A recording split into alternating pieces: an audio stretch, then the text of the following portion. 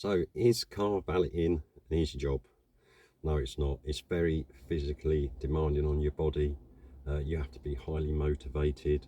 It has its challenges um, in the summertime and the winter time, as in summertime too hot.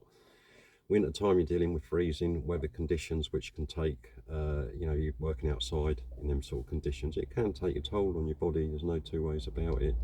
And the amount of effort that you put in for the return, when you take away your running costs, the return is not that great. That's why a lot of car valeters end up working 7 days a week, and even then, at the end of the year, it's not great. I mean, most of the time I'm probably on £8 an hour. It's just is what it is.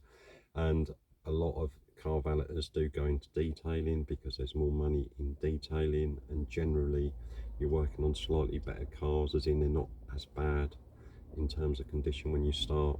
And for some reason people, I think, don't mind spending money on their cars with detailing. With car valeting, quite often it's the vast majority of work that I do, it's cars that are going back to leasing companies, or it's work for a few dealerships where I'm preparing the car for sale. Obviously I've got a few regular customers, but not as many as what I used to have like years ago. So it's like kind of like, it's a horrible thing to say, a bit like last resort.